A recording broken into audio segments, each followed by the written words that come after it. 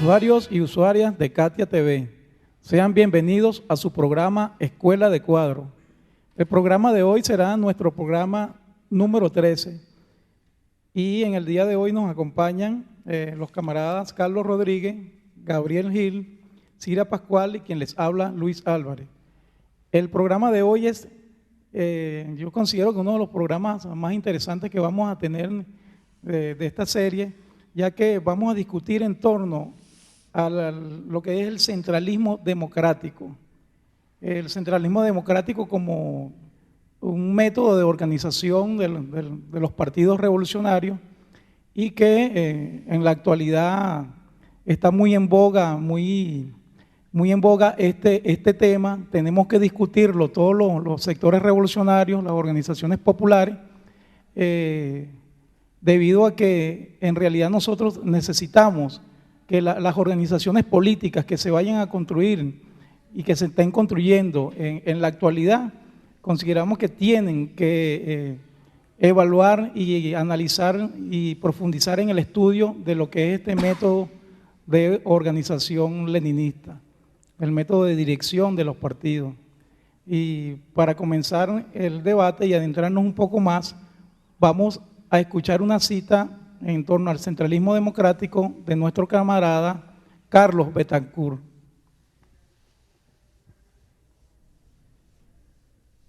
Bueno, vamos a hablar un poquito del centralismo democrático. Esa es una figura política que tiene que ver con la forma de organización.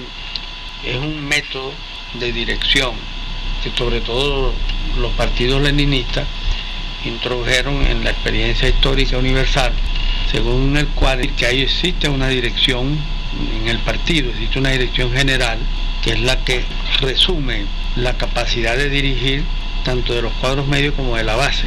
Entonces, el centralismo democrático consiste en que esa dirección no actúa por su propia cuenta de manera arbitraria, sino que las decisiones las somete a un proceso de consulta con la base. La base analiza, toma posición, las lleva a los organismos de dirección y la dirección arriba, central, una vez que haya consultado en las decisiones del colectivo de base, entonces cuando comienza ella a tomar sus decisiones pertinentes, sus decisiones fundamentales. Pero también eso funciona también de arriba hacia abajo, o sea que la dirección de arriba no solo consulta a la base, sino que también la base controla y vigila las decisiones de la dirección arriba. Hay una especie de correa de transmisión entre la base y la dirección. Sin embargo, ese método, a pesar de que es extraordinariamente aceptable, se ha desvalorizado porque generalmente los sectores que están en las organizaciones políticas, sobre todo las élites, tienen una tendencia a fosilizarse en el poder, a estabilizarse en el poder como una élite permanente, y con la práctica esa burocrática comienza a fosilizarse el partido, a convertirse en un fósil, en algo allí establecido, en algo perpetuo, y entonces llega un momento en que se pierde esa práctica dinámica de consultar la base y de tomar las decisiones con la participación de la base. Bueno, interesante las reflexiones de nuestro camarada Carlos Betancourt en torno a lo que plantea el centralismo democrático como una forma de dirección leninista, como una forma de dirección revolucionaria, donde exista una plena conexión entre la base y los distintos órganos de dirección. Gabriel, ¿qué en este planteamiento que hace Carlos Betancourt? Él señala allí que el centralismo democrático se ha desvalorizado porque las direcciones se burocratizan y esto tiende a desligar a la dirección de los partidos de la base. ¿Tú compartes ese criterio? Bueno, cuando sucede ese caso, deja de cumplirse el centralismo democrático. Algo importante con el centralismo democrático tiene que ver con el interés que tienen las organizaciones revolucionarias de buscar una metodología de trabajo, una metodología en la toma de decisión, una forma de que se tomen las decisiones de la manera más democrática posible, pero que además tenga un efecto de colectivo y de conjunto, ¿no?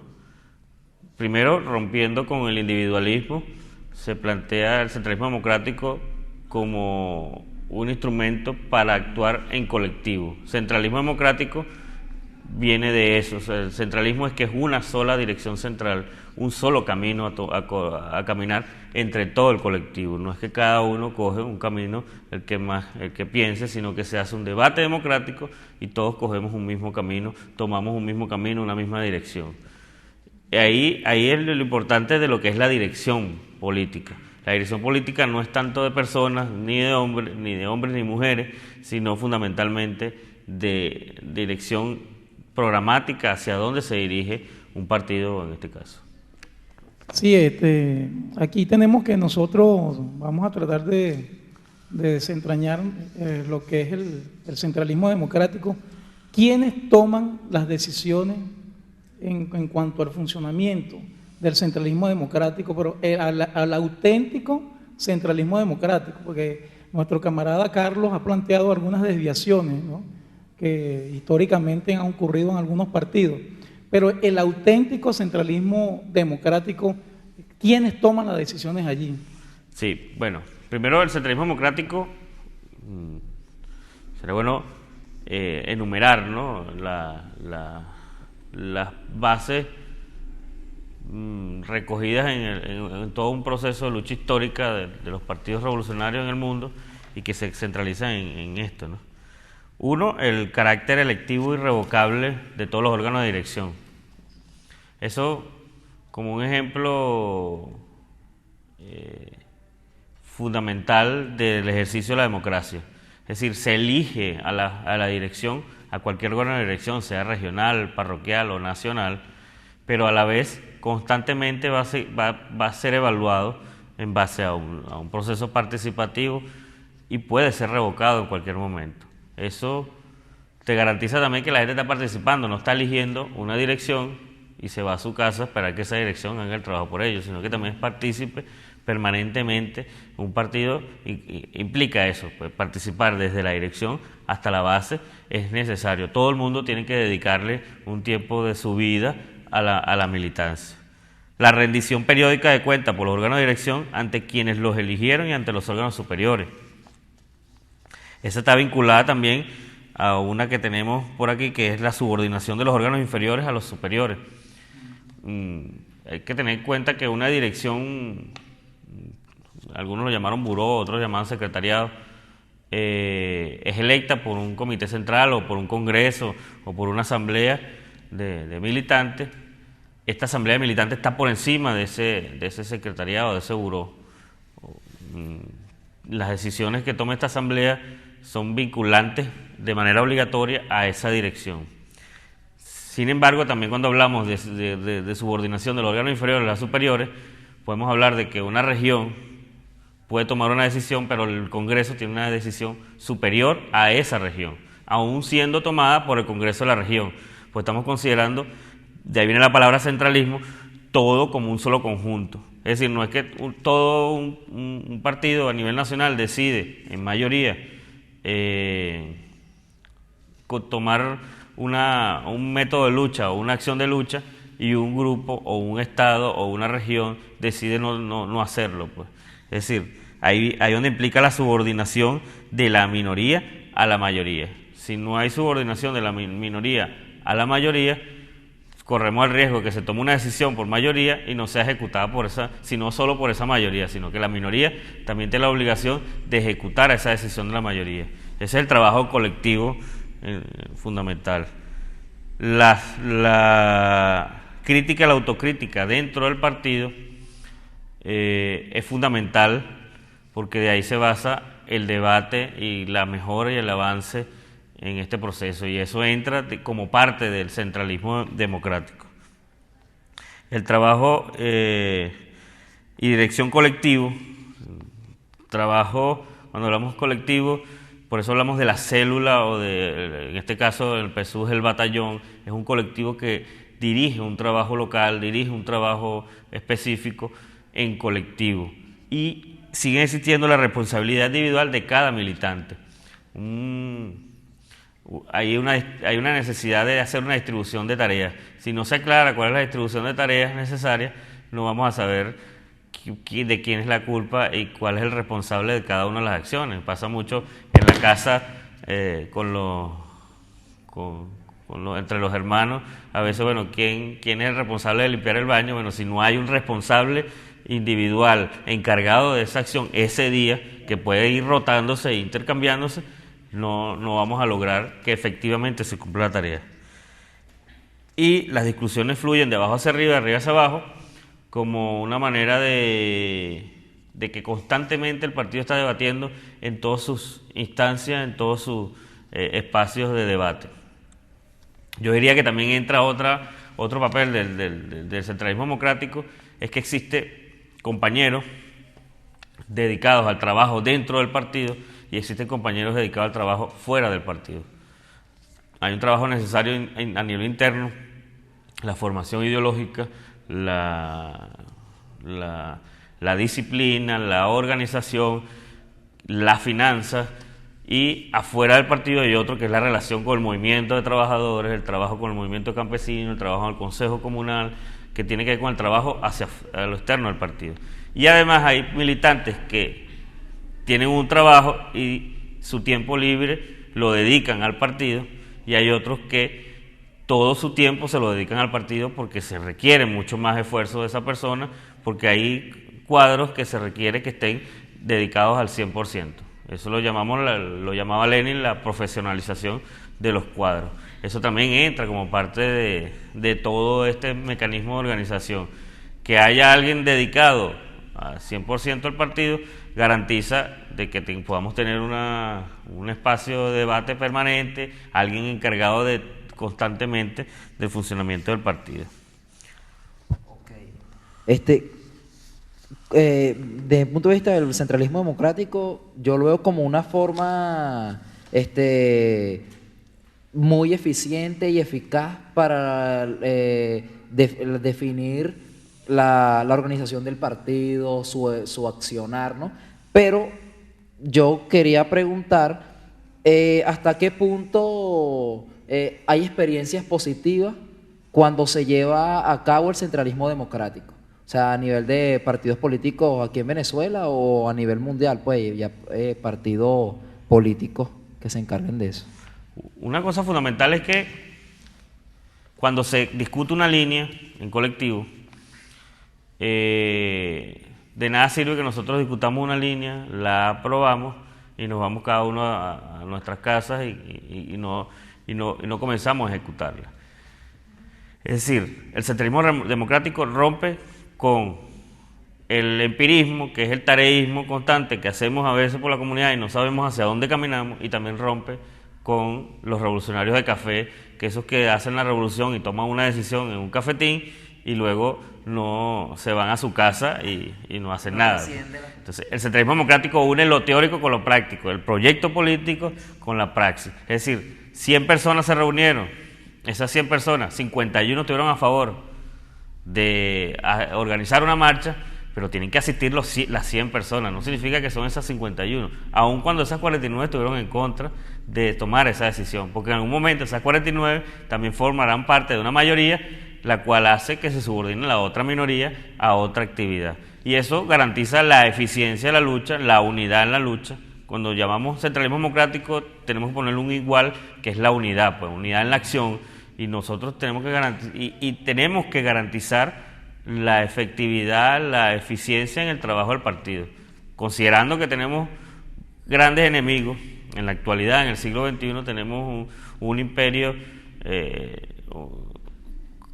organizado de una manera mucho más estructurado, con mucho más recursos, mucho más poderoso que los anteriores imperios, y que tiene herramientas de destrucción de cualquier organización que luche contra esta dominación, y que tiene instrumentos satelitales, todo ese tipo de cosas, tiene además propaganda, tiene toda una guerra ideológica donde se hace necesario que nosotros, siendo la clase pobre que no tiene recursos, cómo vamos a derrocar a esa clase imperialista y burguesa.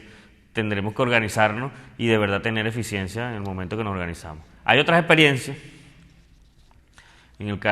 contrarias al centralismo democrático, como por ejemplo lo podemos ver últimamente los movimientos de globalización, donde en Seattle se hizo la acción masiva más grande.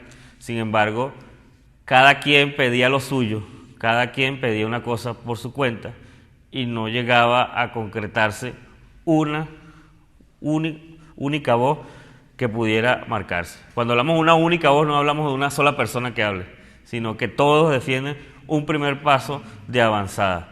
Y eso se manifiesta en esos movimientos y se manifiesta en otros movimientos, como por ejemplo algunos sindicatos donde toman una decisión de una huelga y otros no se suman a esa huelga. Si se toma una decisión en colectivo, ¿por qué no asumirlas todos en colectivo? Ok, pero también, continuando con la pregunta de Carlos, el centralismo democrático de por sí no garantiza un partido revolucionario. Por ejemplo, entiendo que ADE al principio por lo menos utilizaba un mecanismo de centralismo democrático. Entonces, bueno, el centralismo democrático es necesario para un partido revolucionario, pero no garantiza. También necesitamos la ideología revolucionaria marxista-leninista o socialismo científico y tener un sujeto definido, un sujeto revolucionario definido. Si puedes aportar un poquito a eso, y también en relación al PSUV, que todavía están haciendo y realmente todavía no se está aplicando el centralismo democrático. Claro. Fíjate, una de las cosas que te garantiza el centralismo democrático, si es aplicado correctamente y si no tienes un ejercicio contrario a los intereses de la mayoría, es que incluso el PSUV, siendo un partido policlasista, aplicando el centralismo democrático, la mayoría, siendo de la clase trabajadora, se impone sobre esa minoría burguesa que trata de infiltrarse para conseguir mejores empleos, que trata de infiltrarse para conseguir contratos o trata de infiltrarse para tener poder en el gobierno. Es decir, la mayoría puede imponerse dentro de ese partido si de verdad tenemos la capacidad de ejercer la democracia dentro del partido. Ahora, cuando nosotros estamos hablando de un partido de millones, no es igual a decir democráticamente en una asamblea de 100 personas que una asamblea de 2 millones de personas. Y ahí es donde se complica más la cosa. Entonces ahí es donde empiezan las estrategias de ciertos sectores burocráticos de controlar un partido y que intentan en el proceso de elección, en el proceso de selección de los candidatos que van a participar en el Congreso, en el proceso de selección de los candidatos que van a participar en la dirección, que se puede tergiversar el proceso del centralismo democrático. Por eso que también los principios son importantes, porque eso nos lleva a nosotros a un debate. Por ejemplo, no podemos aceptar que haya una elección de candidatos a una asamblea y que en esa elección se compren los votos o se haga campaña electoral gastando recursos que beneficie al que tiene recursos por encima del que hace el trabajo político. Eso es una cosa fundamental. O cuando se hace el Congreso, no podemos aceptar que ningún delegado reciba prebendas de ningún gobernador o alcalde o ministro, que reciba unos viáticos excedentes. Se ha dado el caso en el Congreso de que unos estados venían los delegados y venían con grandes viáticos, con grandes beneficios, producto también de ese populismo que tienen algunas autoridades burocráticas de intentar incidir dentro del PSUV. Yo creo que eso es parte de las desviaciones que se pueden venir. Otra, por supuesto, tiene que ver con la formación y la ideología revolucionaria, la formación, los medios de comunicación. Cuando nosotros hablamos la necesidad de que existan aparatos de formación, instrumentos de formación, como los medios comunitarios, pero además también talleres de formación de ideología, es importante rescatar eso. Y además entendiendo que el partido no solamente para participar en elecciones. Si vamos a organizar un partido solamente para participar en elecciones, posiblemente no lleguemos a transformar lo que queremos transformar, ni podemos avanzar solamente al socialismo. El socialismo no se avanza solamente con elecciones, también se avanza con la construcción del poder popular, con la construcción de las milicias, con la organización de los movimientos sociales y la preparación de todo un pueblo para enfrentar al imperio más poderoso de la historia de la humanidad. Sí, yo quería referirme a un punto, lo que tiene que ver ahora que tocan el tema del PSUV, que es en torno a la militancia, porque para garantizar la aplicación de un método de organización de dirección como el centralismo democrático, eso requiere de una militancia con unos niveles de conciencia política e ideológica bastante avanzados. Entonces, en el caso del Partido Socialista Unido de Venezuela, que están haciendo, donde hay una militancia que apenas está conociendo y ahí adentrándose e investigando y profundizando en lo que es la construcción concreta del socialismo, ¿cómo podríamos nosotros armonizar eso? Porque dentro de la militancia del PSV hay demasiados desniveles, y como tú dices, eso es un caldo de cultivo propicio para los que están acostumbrados a actuar de manera burocrática para tratar de desviar, de monopolizar la dirección del partido de acuerdo a sus intereses de grupo que los tienen. Claro. No sé qué comentario puede hacer al respecto. Cada militante tiene la obligación de investigar y leer, ¿no? Mao decía, el que no investiga no tiene derecho a hablar. Es una frase muy sencilla, muy simple, y siempre tiene esa importancia grande dentro del partido. No solamente tenemos que esperar a que llegue alguien a dar la formación, también nosotros tenemos que ser capaces de buscar la información y formarnos y empezar a promover dentro de cada batallón, dentro de cada espacio, nuestra ideología y nuestro estudio. Ahora, buscando la ideología científicamente correcta, por un camino de verdad que no esté marcado por intereses mezquinos, individualistas, sino precisamente marcados por el interés de hacer la revolución y ir al socialismo como camino hacia una sociedad sin clases. Ese es lo fundamental. Cada militante tiene esa obligación personal. Ahí es donde entra la responsabilidad individual de cada uno. De manera personal también hay una responsabilidad. Ahora, con respecto a las desigualdades, una de las cosas por las que se aplica el centralismo democrático tiene que ver con eso. Muchas veces los anarquistas plantean una gran asamblea sin organización y de forma que todos le caemos en callapa a cada una de las actividades, y pasa que como hay desarrollos desiguales, no todo el mundo lo ve de manera igual, y nosotros tenemos que considerar eso de que el derecho a la igualdad parte por el derecho a la desigualdad. Hay compañeros que están en proceso de formación, hay compañeros que están mucho más avanzados, hay compañeros que tienen muchas más capacidades para organizar, otros tienen capacidades para agitar, otros tienen otro tipo de capacidades para diseñar, para dibujar, para pintar, o incluso para hacer un proceso de trabajo manual mucho más creativo, y eso nos tiene que nosotros decir mucho en cómo organizarlo. Por eso la responsabilidad individual y cómo nosotros garantizamos que el partido siempre esté fluyendo. Porque muchas veces pasa, y eso pasa mucho con los anarquistas, que crean un grupo, crece ese grupo, y después no puede ingresar más nadie a ese colectivo porque no tiene el nivel del grupo que ya creció, o el nivel ideológico que ellos creen que tiene. Entonces, un partido tiene que tener la capacidad de hacer trabajo con todos los niveles de formación ideológica, sabiendo que hay gente que ha leído mucho, que tiene mucha formación, pero también hay gente que en su práctica cotidiana se enfrenta al capitalismo y que no tiene la formación necesaria, y el partido tiene que ser capaz de hacer trabajo con cada una de las personas que tenemos en la sociedad venezolana. Ok, vamos a un corte y ya volvemos con Escuela de Cuadros.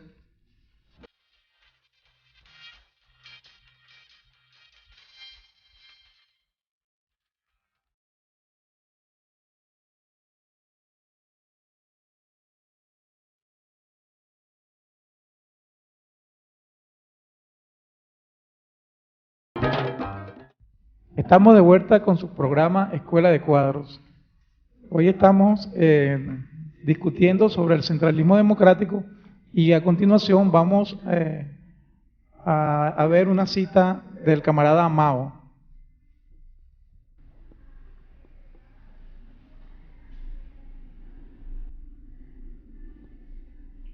Normas de la organización democrática bajo una dirección centralizada. Los organismos dirigentes del partido deben de tener una línea correcta de orientación y encontrar soluciones cuando surgen problemas, a fin de erigirse en auténticos centros de dirección. 2. Los organismos superiores deben conocer bien la situación de los organismos inferiores y la vida de las masas, a fin de tener una base objetiva para dirigir con acierto. 3. Ningún organismo del partido, cualquiera que sea su nivel, debe resolver los problemas a la ligera. Toda decisión, una vez adoptada, debe ponerse en práctica con firmeza. 4. Cualquier decisión de alguna importancia de los organismos superiores del partido debe ser transmitida cuanto antes a los organismos inferiores y a los militantes de base del partido.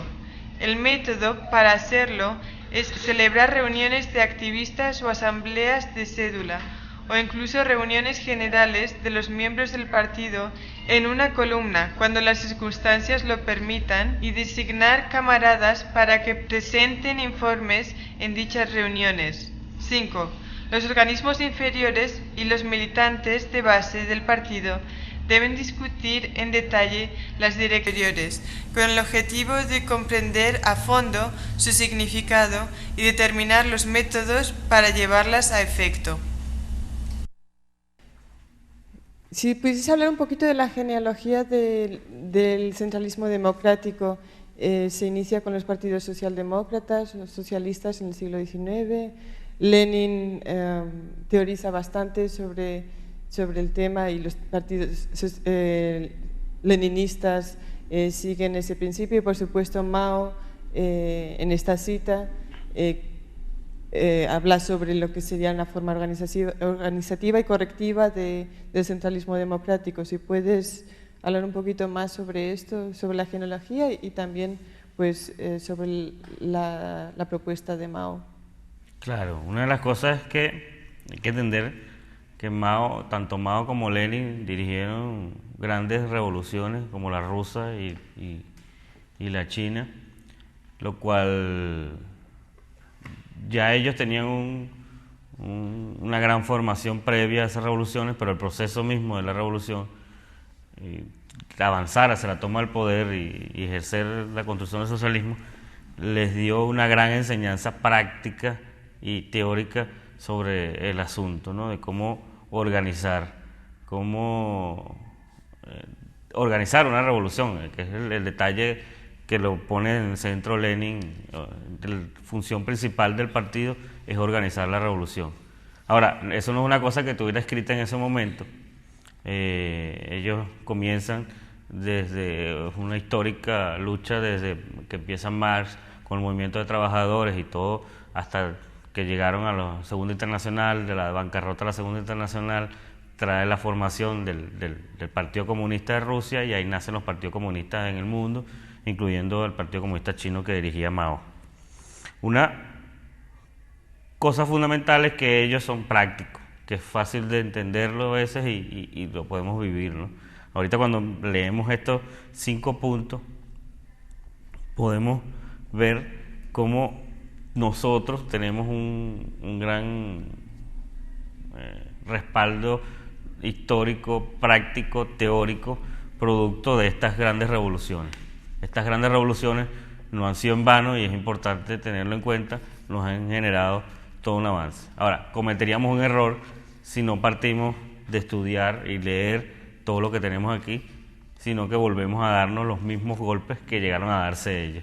Nosotros podemos avanzar mucho más rápido que lo que avanzaron ellos, porque ellos tuvieron que construir y teorizar en ese momento.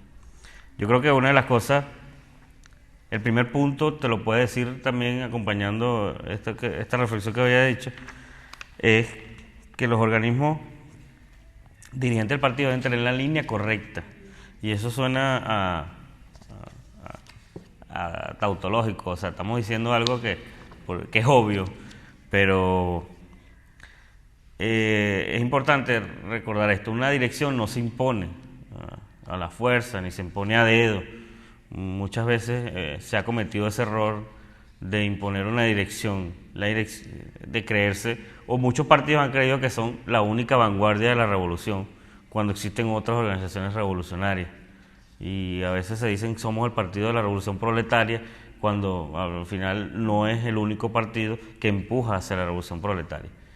La dirección se construye por una línea correcta de acción, con una línea política correcta y con una verdadera relación directa con las masas, con un verdadero conocimiento del trabajo que se tiene de los organismos inferiores, como dice aquí, y con una firmeza en la ejecución de cada una de esas líneas. Yo creo que esto es fundamental en la construcción de una dirección.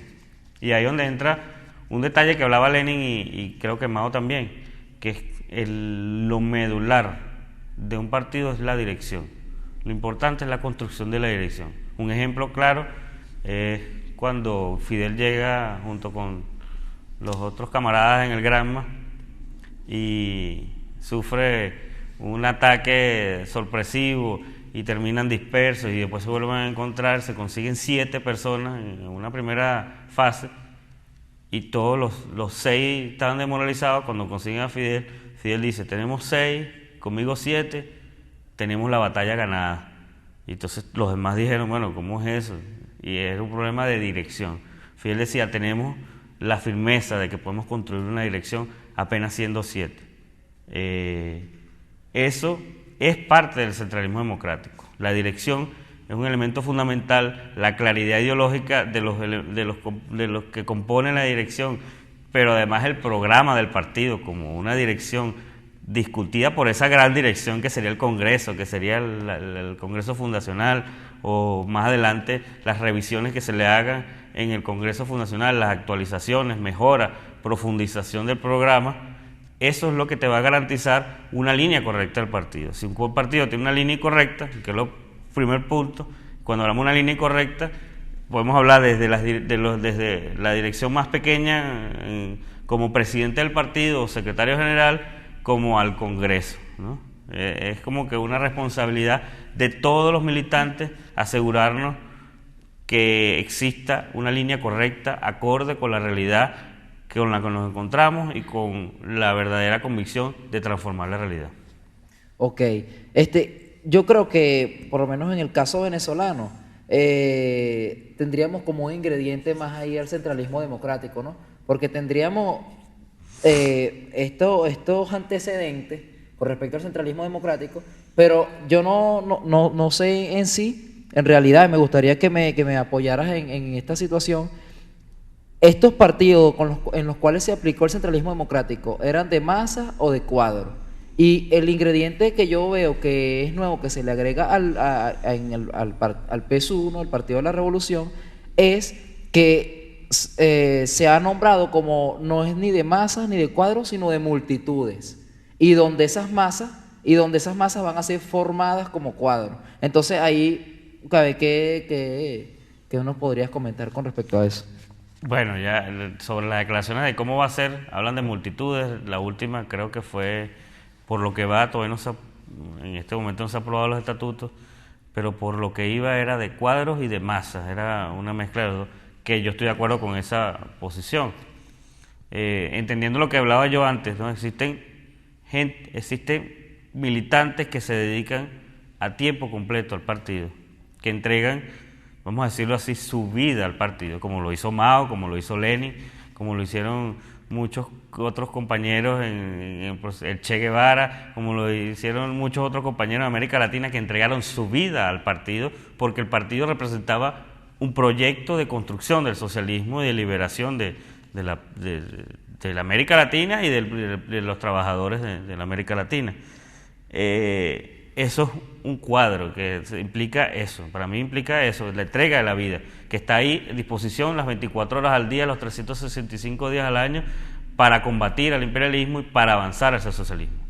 Y existen otras personas que a veces no tienen la formación suficiente, no tienen el conocimiento suficiente o la información o no están bien informados compañeros, pero que nos respaldan, nos apoyan o apoyan al cuadro en las actividades que se hacen en el barrio, en la fábrica, en la universidad, y que nos permite también activar en el partido. Sería erróneo creer que todo el partido se conformaría solamente por la gente que tiene tiempo libre para dedicarse al partido, porque hay gente que también tiene un problema económico que no le permite la militancia completa en el partido. Tiene que trabajar en una fábrica, además atender a sus hijos, principalmente las mujeres. Entonces, eso hace que tengamos esas dos formas de militancia del partido, y yo creo que eso es importante mantenerlo. Por eso el trato desigual que debe haber, porque somos desiguales, y el centralismo democrático nos permite eso. La gente, los compañeros que sean cuadros mucho más avanzados, por supuesto que estarán en cargos en puestos de dirección del partido, encargados de responsabilidades mucho más difíciles, y los demás compañeros estarán en actividades que serán de manera semanal o de manera interdiaria o quincenal, variando en función de su disponibilidad, pero acompañándonos también en la lucha de la actividad, y en los momentos mucho más difíciles estar presente, como el caso del 11 de abril. Pues. Ok, continuando con la discusión sobre el PSUV y el trabajo que tenemos que hacer para que el partido avance, ahora que se está formando, hacia un partido que sea realmente un partido revolucionario. La estructura, o sea, la metodología de centralismo democrático todavía no está en su lugar, pero puede llegar si se hace el trabajo. Pero ¿cómo los otros dos componentes de ese partido revolucionario? O sea, ¿cómo vamos a llegar primero al centralismo democrático? ¿Qué trabajo tenemos que hacer en los batallones para que el partido sea un partido con centralismo democrático? Es una pregunta muy sencilla. Y a partir de allí, una vez que se llega al centralismo democrático, para que se den las otras dos condiciones, para que sea un partido socialista científico o marxista-leninista, y para que se defina más claramente cuál es el sujeto de la revolución y la vanguardia, o sea, quién va a ser la vanguardia en la revolución. Sí, yo creo que una tarea fundamental es fortalecer los batallones como un espacio de debate y de crecimiento del partido. Si el partido termina en manos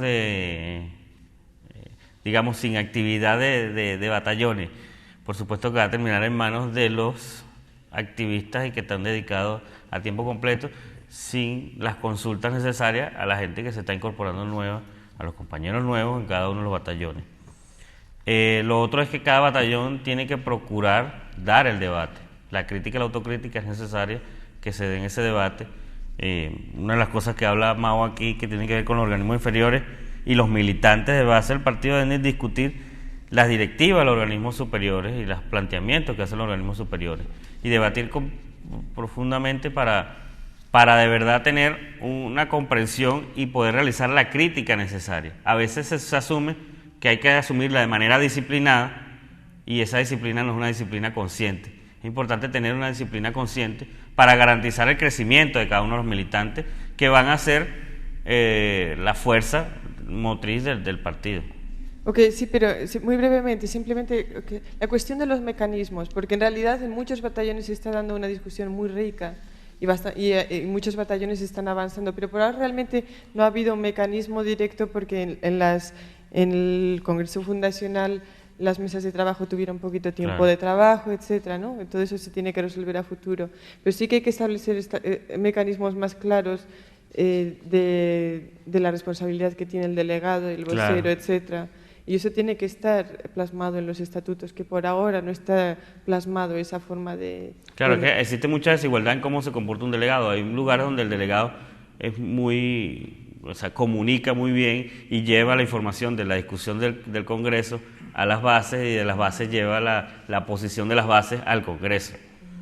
Eso sucede en algunos casos. En otros casos, el delegado se eligió y más nunca volvió otra vez a la circunscripción a participar, ni siquiera a su batallón, sino que estaba súper ocupado en el Congreso.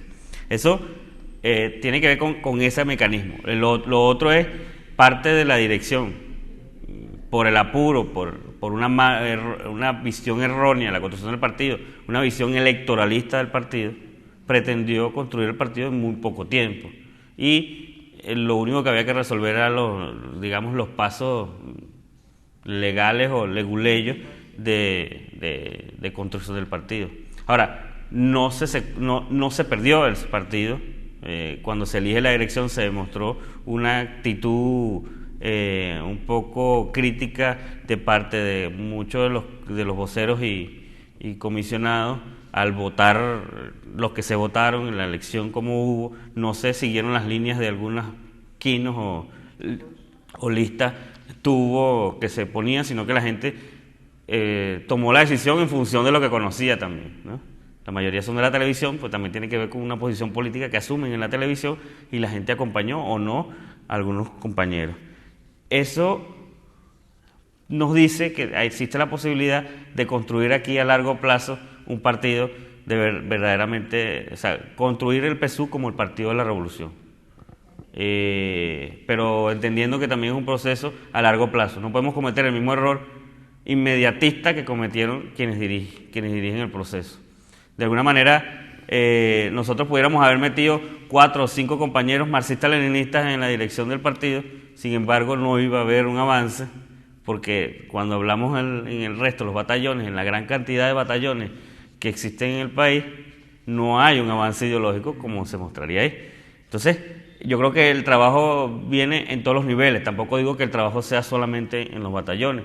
Tiene que haber trabajo de articulación y de construcción, de debate en torno a los delegados, en torno incluso muchos mecanismos de dirección que van a existir luego a nivel regional, en torno a cada uno de esos espacios donde se pueda compartir, y uno de esos, por ejemplo, un periódico que permita dar un debate socialista dentro de todo el partido, pero además órganos como este, pues, que permitan ir incidiendo en cada uno de los espacios del partido. Ahora, entendiendo que no vamos a hacer un asalto a la dirección 3 o 4 personas, sino que precisamente se requiere de un salto ideológico de millones de personas en este sentido. Sí, definitivamente yo comparto plenamente ese punto de vista en relación a que el centralismo democrático implica un proceso que tiene que ser asumido por toda la militancia en todos los niveles, con toda la responsabilidad y la conciencia que ello implica, ¿no? Porque, bueno, lo que hemos visto y lamentablemente lo que ha ocurrido es que las personas que tienen acceso a los medios, las personas que poseen cargos de relevancia en el aparato burocrático del Estado, fueron las personas que están ahorita en la dirección nacional, y que esa base lamentablemente sigue invisibilizada. Pero lo que sigue tenemos que tener en claro es que esa base esos colectivos tienen que tomar conciencia de que a futuro esos colectivos, esos camaradas que, por ejemplo, los dirigentes campesinos que se parten el pecho, que arriesgan la vida, que defienden a capa y espada los intereses de sus agremiados, que luchan contra el latifundio, que asumen la lucha de clase como una práctica cotidiana, asumen el programa revolucionario como un compromiso de vida.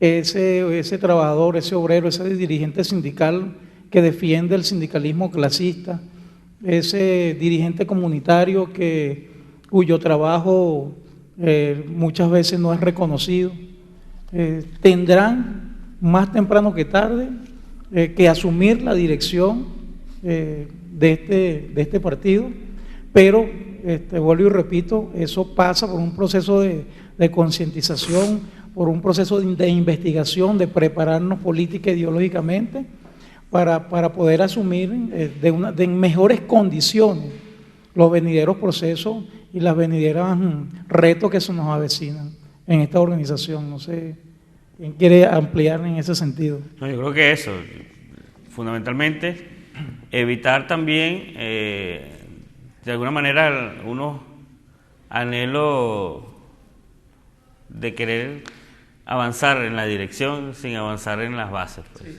Si no, vamos a tener una dirección aislada precisamente de las bases.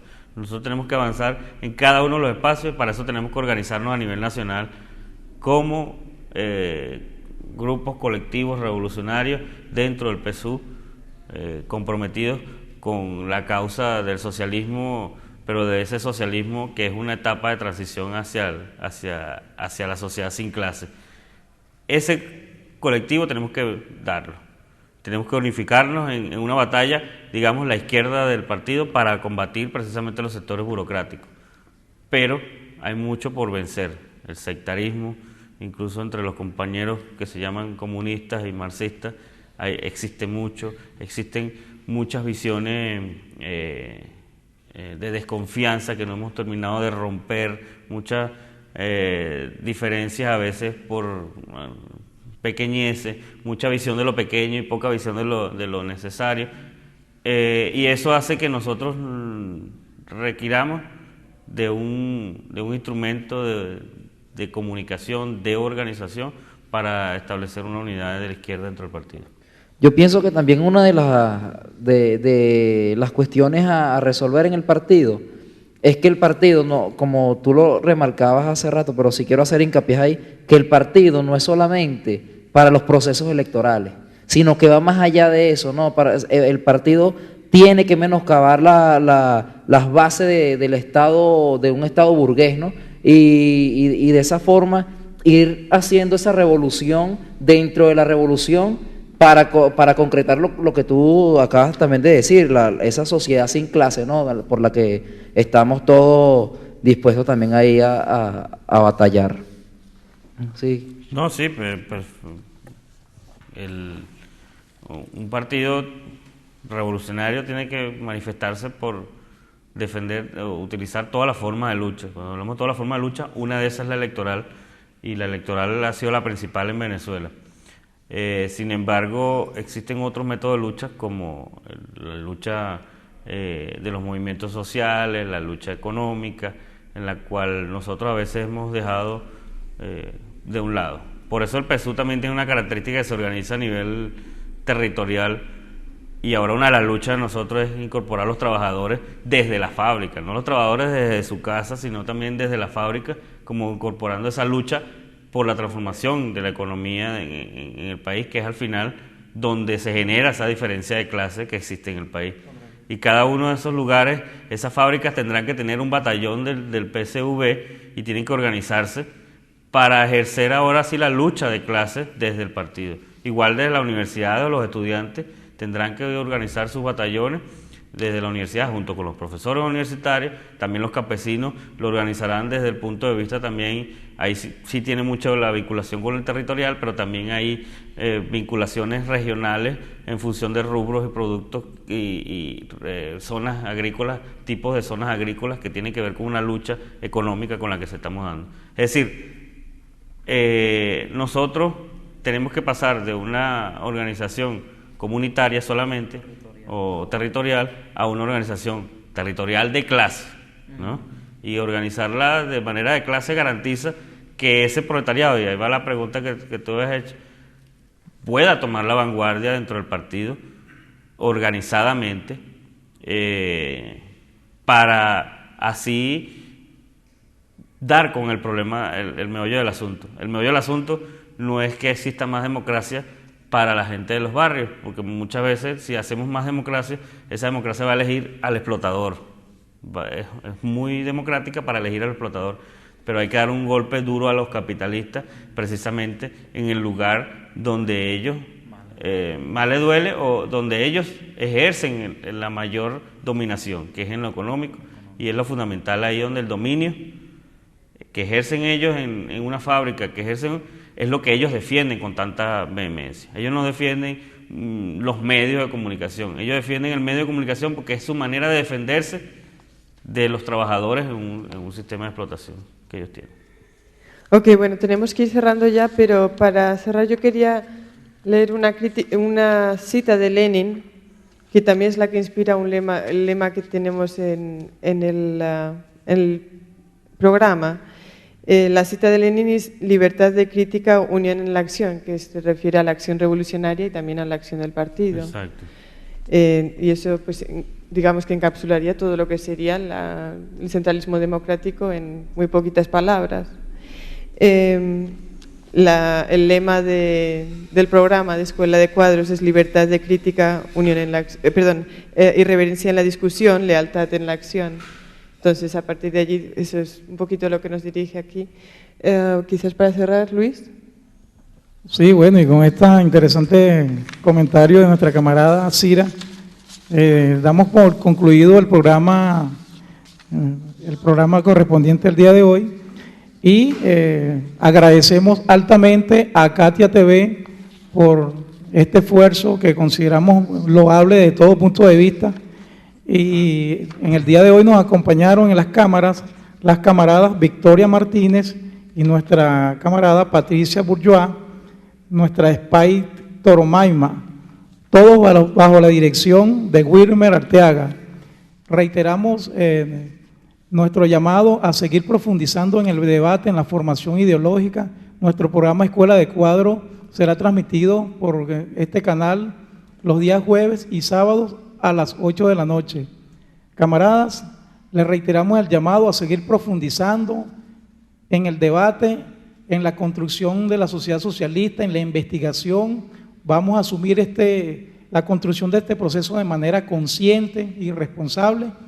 Y bueno, no nos queda otra cosa que decir, sino nuestra consigna de siempre: hasta la victoria siempre venceremos.